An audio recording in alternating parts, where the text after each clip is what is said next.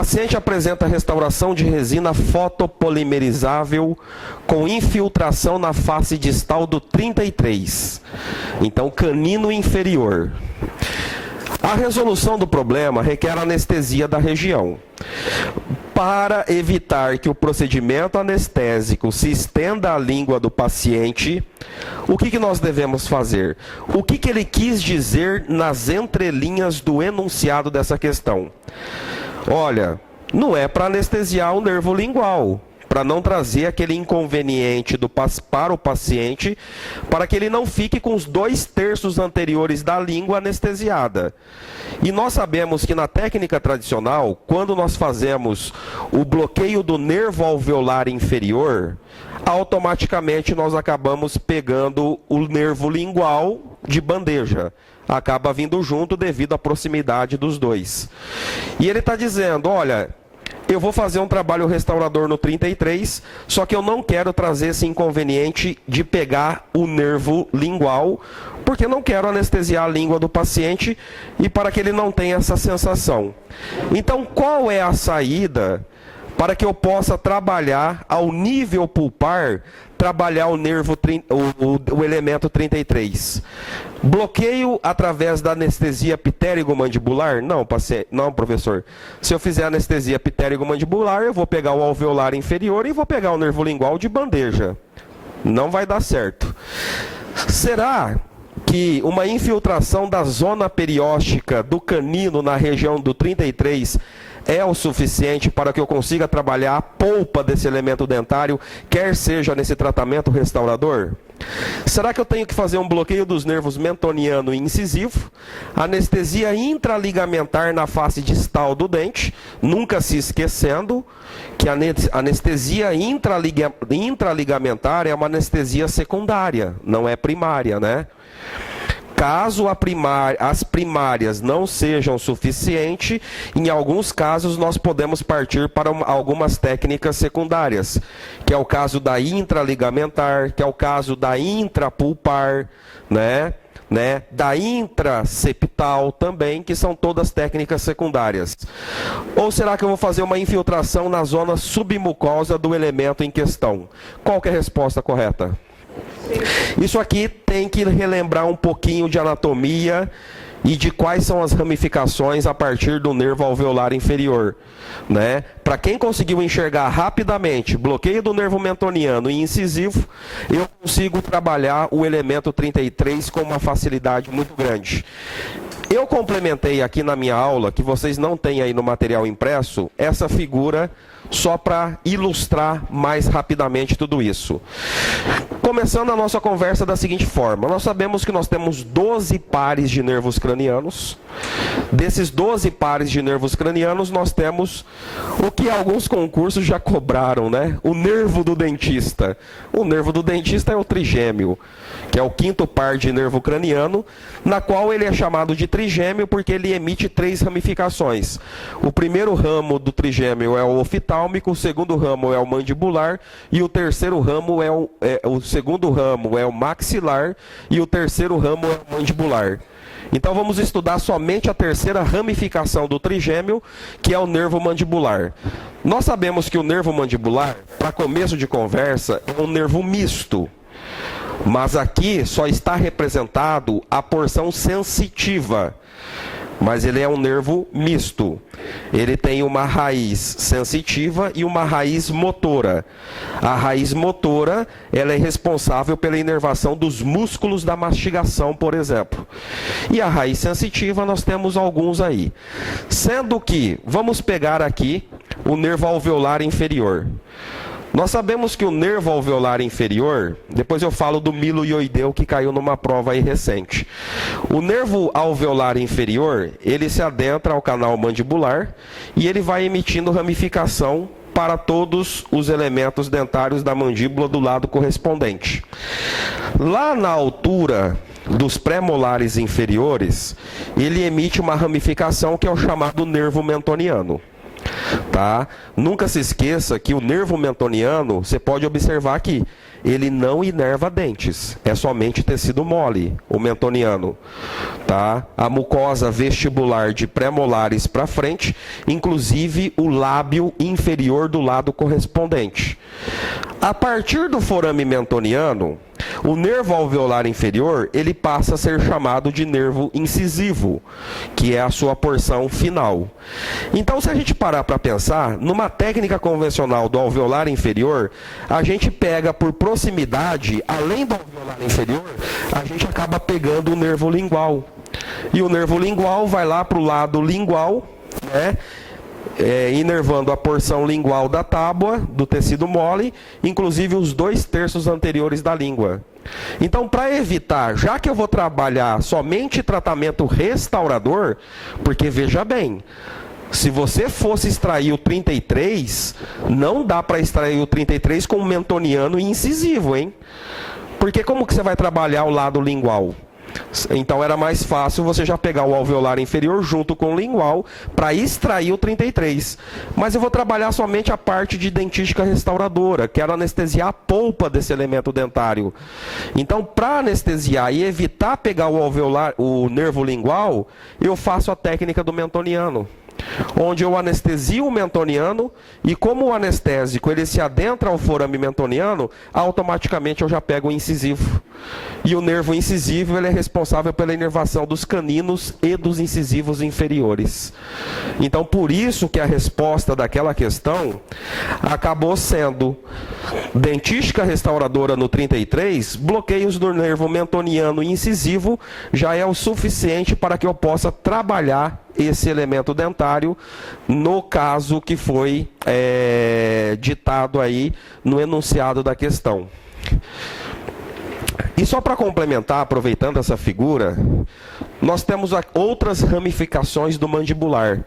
Por exemplo, nós temos o aurículo temporal, é uma porção sensitiva do terceiro ramo do trigêmeo, que é o mandibular, o chamado aurículo temporal. Além dele, você observou aqui, saindo do nervo alveolar inferior, nós temos uma ramificação chamada de miloioideu. Isso aqui eu não me lembro que prova que foi, mas caiu agora em 2016. Existem algumas situações onde vamos trabalhar a extração de molares inferiores principalmente, às vezes somente a técnica do alveolar inferior e a técnica do nervo lingual não é o suficiente, porque nós nunca podemos nos esquecer que existe uma ramificação que é o chamado nervo miloioideu.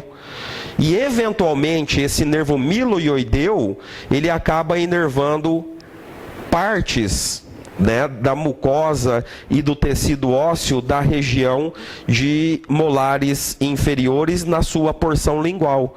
Então, às vezes, é necessário complementar, né, a anestesia tentando pegar o nervo miloioideu em alguns casos. Mas, geralmente, somente o alveolar inferior e o nervo lingual você consegue trabalhar aí todos os elementos dentários do lado correspondente. Ok? Parece uma questão fácil?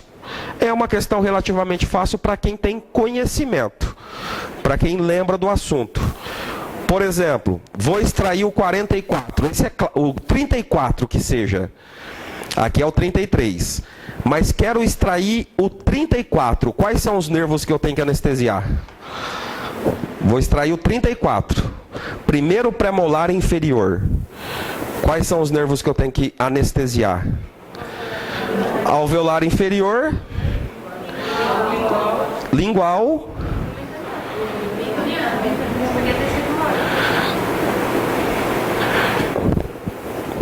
vou extrair o 34 ou 44 que seja, ou 35 ou 45, que são os premolares inferiores. Quais são os nervos que eu tenho que anestesiar? Somente alveolar inferior e lingual, acabou. Ué, professor, eu não preciso complementar? Meu amigo, não precisa complementar, porque se você já bloqueou o alveolar inferior aqui em cima, automaticamente você já pegou o mentoniano. Você concorda comigo? Automaticamente, se você bloqueou aqui, você já anestesiou o incisivo também. Então, basta responder. Para extrair os premolares inferiores, alveolar inferior e lingual. Ponto final. né, eu consigo extrair, trabalhar aí de pré-molares até os incisivos. Quero extrair o 36, que é o primeiro molar inferior. Quais são os nervos que eu tenho que anestesiar? Alveolar inferior, lingual e bucal. Porque nós sabemos que nós temos o nervo bucal que ele inerva a mucosa vestibular dos molares inferiores. Aí eu preciso complementar com o bucal. Então nunca se esqueça, mucosa vestibular, tecido mole do lado vestibular, nós temos dois nervos, o bucal, que corresponde à área de molares inferiores, e o nervo mentoniano, que pega de pré-molares para frente. Tá? Então eu tenho que ficar atentos que o bucal e o alveolar inferior, ele só o bucal e o mentoniano, eles só inervam o tecido mole da região vestibular. Ok? Bom, próxima questão. Questão clássica, né? Essa aqui. Mas eu vou agregar mais algumas discussões para enriquecer um pouquinho mais essa questão. Tecidos que apresentam quadros inflamatórios podem dificultar a ação de anestésicos locais. Por que isso ocorre? É o que eu costumo dizer, né? O próprio paciente leigo, por difusão dessas ideias, quando ele sente que um elemento dentário está inflamado, por si só ele já chega no dentista e dá o diagnóstico. Doutor, eu vim porque está doendo, mas eu sei que não pode extrair porque a anestesia não pega. O paciente ele já sabe de antemão. Ele já ouviu falar em algum lugar que a anestesia não pega quando nós temos tecido inflamado. E por que isso acontece? Devido ao aumento da vascularização local? Primeira pergunta. Vamos estudar um pouquinho de fisiologia. Quando nós temos um tecido inflamado, aumenta a vascularização do local? Sim ou não? Sim, né? A inflamação, ela aumenta a quantidade de perfusão sanguínea quando nós temos inflamação. Nós temos um aumento da vascularização em tecidos inflamados. E será que isso é um fator? Lógico que não. Tem uma lógica a letra A. Tecido inflamado tem um aumento da vascularização e ele está tentando explicar que a anestesia não faz ação porque ela é absorvida. Eu concordo. Se eu tenho um aumento da perfusão sanguínea no local, a tendência é que o anestésico dure menos, porque ele é absorvido mais rapidamente. Mas aqui não é o X da questão. Né? Porque para começo de conversa, em tecidos inflamados, o anestésico nem faz ação. Se ele é absorvido mais rápido ou mais lento devido ao aumento ou à diminuição da perfusão, não importa. Porque a solução anestésica em tecido inflamado, ele já tem uma dificuldade por si só de fazer a sua ação. Então não é devido a isso aí. Eu concordo que tem isso aí, mas esse não é o motivo. Vamos aqui à letra E. Será que isso se deve à resistência do tecido inflamado, dificultando a passagem do líquido anestésico? Será que ele está explicando assim, olha, o tecido está inflamado e com isso vai dificultar aí, né, que a solução anestésica possa penetrar na bainha dos nervos, alguma coisa nesse sentido. Bom, professor, a teoria não fala nada disso, que isso venha a ser uma barreira mecânica para que o anestésico não faça a sua ação. Não tem nada disso. Será que é devido à presença do edema local, dificultando a infiltração necessária da região? Na mesma linha de raciocínio da E. Também não tem nada a ver. Será que é em virtude do aumento da pressão arterial impedindo o devido bloqueio nervoso? Também não é devido ao aumento da PA. Com certeza a resposta correta se encontra na letra B. E, nós sabemos que tecidos inflamados são ácidos, eles ficam acidificados e essa acidez ela impede que ocorra a dissociação do sal anestésico.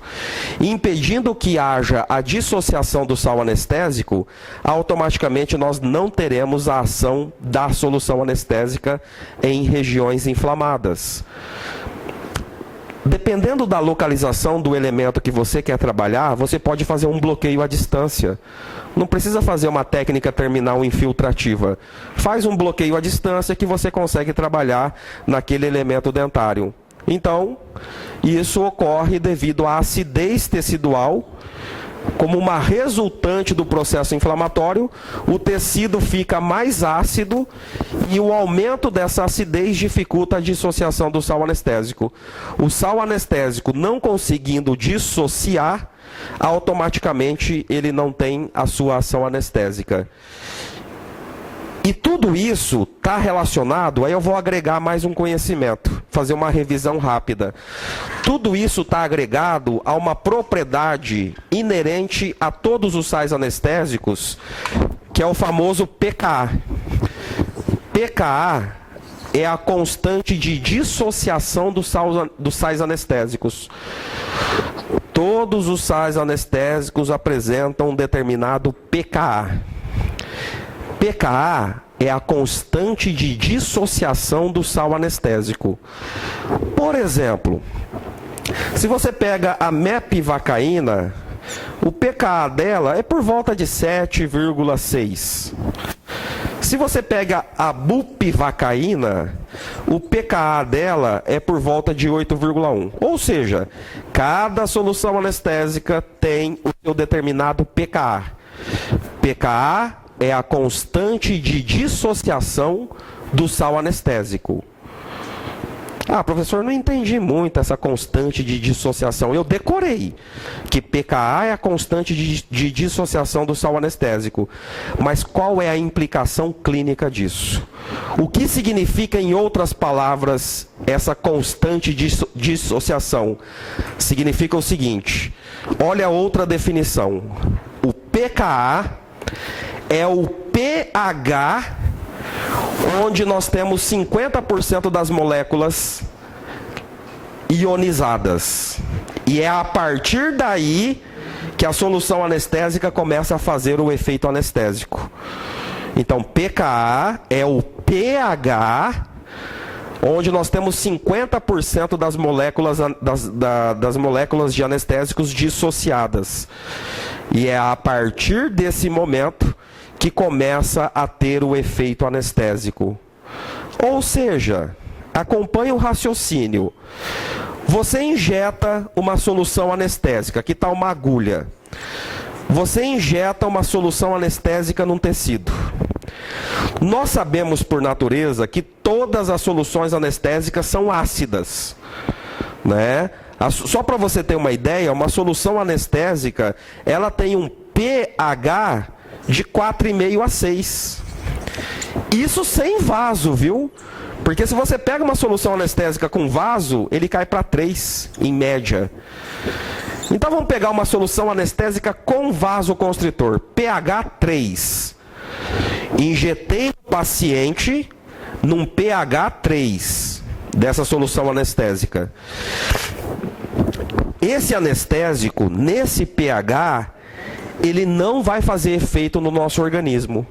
Vamos imaginar que é mepivacaína, esse anestésico que eu injetei. Olha, ele precisa subir de 3 para um pH de 7,6 para que ele inicie os efeitos anestésicos. Agora, raciocina comigo. E isso num paciente saudável. Atingiu o pH de 7,6, a mepivacaína começa a fazer o efeito anestésico. Agora raciocina comigo para complementar essa questão. Imagina que você injetou mepivacaína com adrenalina, então pH 3, num tecido inflamado. Aqui está tudo inflamado. Tecido inflamado já tem um pH tecidual ácido. Então vocês enxergaram que esse pH tecidual ácido vai impedir que a solução anestésica atinja o seu pH. Por isso que o anestésico não faz efeito em tecido ácido, em tecido inflamado que está ácido. Entenderam o raciocínio? Então é esse pensamento, por que que a solução anestésica não faz efeito. E para encerrar, o pKa, então, Na verdade, quanto maior é o pKa, maior é o tempo de latência da minha solução anestésica. Porque vê se você concorda comigo. Injetei a mepivacaína 3% com adrenalina agora, tempo zero. Vai passar um determinado período de tempo para que ela alcance o pH de 7,6. Por isso que pKa é o tempo de latência. Ele mede o tempo de latência. Né? A resultante dele dá o tempo de latência. Quanto maior é o pKa, maior é o tempo de latência da minha solução anestésica. Não é à toa que a bupivacaína tem um tempo de latência de 6 minutos em média. O tempo de latência da mepivacaína é 1 minuto e meio, segundo Andrade. Então, quanto menor é o pKa, menor é o tempo de latência. Porque eu alcanço aquele pH mais rapidamente. Entenderam o raciocínio? Se eu tenho um pKa alto, eu vou demorar mais tempo para que o meu tecido possa atingir esse pKa, neutralizando a solução ácida, para atingir esse pH, para que tenha início o efeito anestésico. O que é o pKa? É a constante de dissociação do sal. É onde eu tenho 50% das moléculas ionizáveis e com isso eu passo a ter o efeito anestésico. Então, pKa está diretamente relacionado ao tempo de latência da solução anestésica. Bom, vamos adiante. Próxima questão. No atendimento de pacientes portadores de diabetes mellitus, o cirurgião dentista deverá utilizar anestésicos locais que, em sua composição, apresentam os derivados da catecolaminas, não apresentam adrenalina ou noradrenalina. Então, se você observou a letra A e a letra B, elas estão contraditórias, porque na letra A ele está falando, pode usar.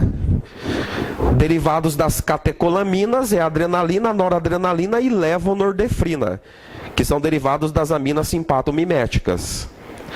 Então ele está falando, pode utilizar adrenalina ou noradrenalina. Já na letra B, ele está falando, não pode utilizar.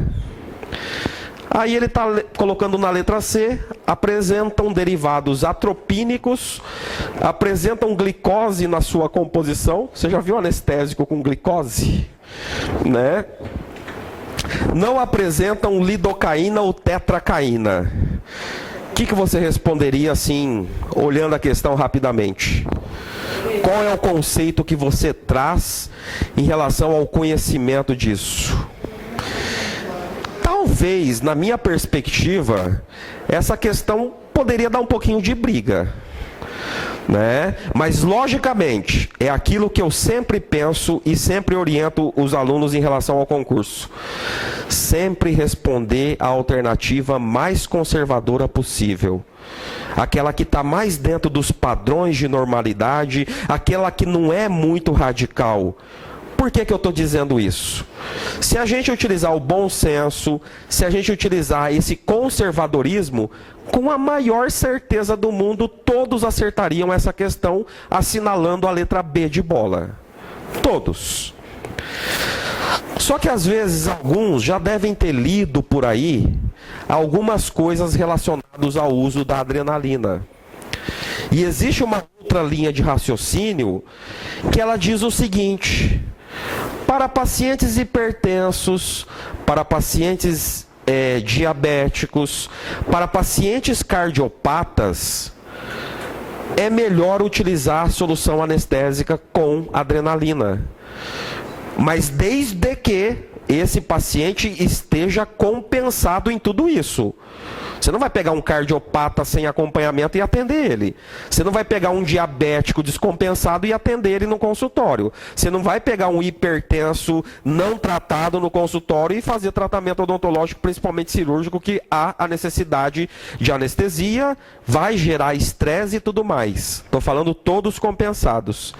Existe uma outra linha de raciocínio que diz: Para esses pacientes que estejam todos compensados, acompanhados e em tratamento, é melhor você utilizar uma solução anestésica que contenha adrenalina, sim. Por quê? Porque anestésico com adrenalina, você promove uma anestesia mais profunda e, consequentemente, você não tem dor no transoperatório. Não tendo dor, não vai ter a descarga de adrenalina endógena. Então também tem essa outra linha de raciocínio. E agora?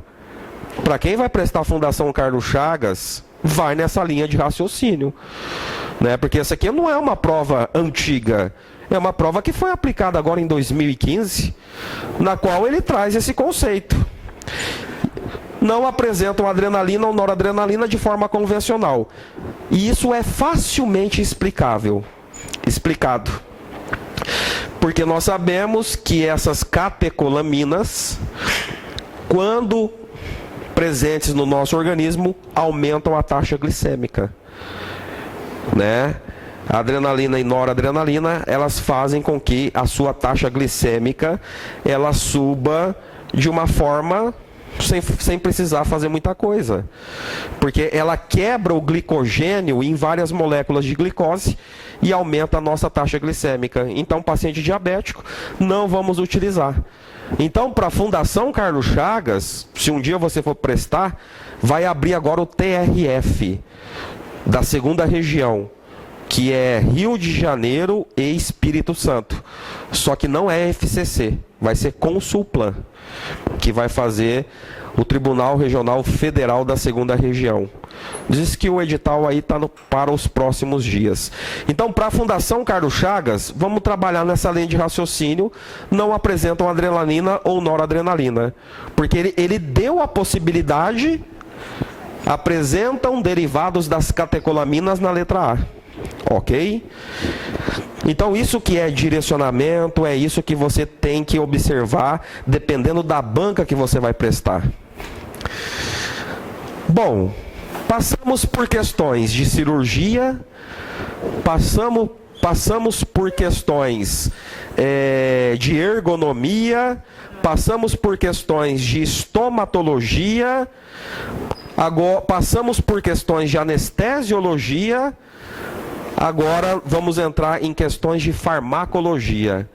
E você vai observar que isso se torna meio que comum dentro de Fundação Carlos Chagas. Entre os fármacos utilizados como anti-inflamatórios em odontologia, pertencem ao grupo dos não esteroidais, que são os anti-inflamatórios não esteroidais, UANI, ou não hormonais, né? É a mesma coisa. Qual que é a resposta correta? Aí você vai por exclusão, né? Olha, aqui tem um grupo, aqui tem um representante de um outro grupo, e assim por diante. Por exemplo, na letra A, eu já bati o olho na última e eu sei que é um corticoide, que é um anti-inflamatório esteroidal. Já eliminei a letra A. Eu bati o olho na letra B, já me veio um coxib, que é um outro tipo de anti-inflamatório, e um corticoide. Tchau, letra B.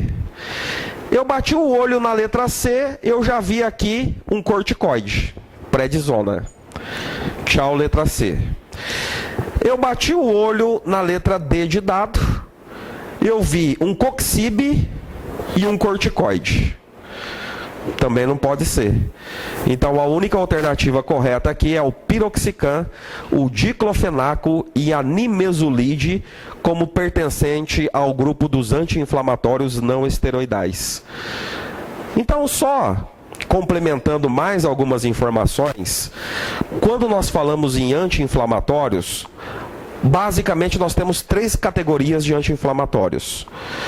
Temos aqueles que mais nós utilizamos no dia a dia, que é esse grupo, que são os anti-inflamatórios não esteroidais, que são os ANIs.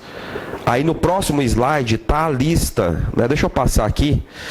Próximo slide, eu coloquei a lista dos principais anti-inflamatórios não esteroidais, tá? Representantes dos ácidos salicílicos, né, dos ácidos acéticos, dos oxicans, do ácido mefenâmico, do ácido propiônico. Tá aí, ó, os principais representantes de cada grupo dos anti-inflamatórios não esteroidais, que é uma quantidade considerável, né? Dentro do mercado brasileiro e do mercado mundial, nós temos uma variedade de anti-inflamatórios não esteroidais disponíveis aí no mercado. Além dos anti-inflamatórios não esteroidais, nós temos os anti-inflamatórios esteroidais, que são os glicocorticoides ou os corticoides, que são representadas por um monte de zona. Prednisona, hidrocortisona, predilosona, betametasona, dexametasona, triancinolona, que são todos corticoides, que são os anti-inflamatórios esteroidais. Além desses dois grupos que são clássicos, nos últimos 20 anos foi lançado no mercado mundial os coxibes, que é o Celebra, que é o Prexige, representado aqui na questão por alguns que nós vimos. Os coxibes, eles são anti-inflamatórios altamente seletivos para COX-2. Eles só inibem a COX-2, que é a COX patológica, que é a COX que causa processo inflamatório. Tá? Já os anti-inflamatórios não esteroidais, eles não são seletivos para COX-2. Eles inibem tanto COX-2 quanto COX-1, que é a COX fisiológica. Só que mesmo dentro desse grupo, existem, por exemplo, alguns que são mais seletivos para COX-2. O caso da nimesulida, por exemplo. A nimesulida é altamente seletivo para COX-2, mas ele ainda inibe COX-1. Os coxibes não inibem COX-1, né, que é aquela terceira categoria que eu citei. Ok? Então, basicamente, eu tenho esses três tipos de anti-inflamatórios disponíveis aí no mercado. E essa questão da Fundação Carlos Chagas, simplesmente, ela trabalhou, né, o conhecimento do candidato, se ele sabe pelo menos de qual grupo cada anti-inflamatório faz parte, né? Anti-inflamatório não esteroidal e corticoide. Não esteroidal, coxibe e corticoide. Corticoide, não esteroidal e não esteroidal. Esteroidal, coxibe e corticoide. Não esteroidal e não esteroidal. Ok? Simplesmente ele trabalhou a necessidade desse conhecimento. Vamos adiante.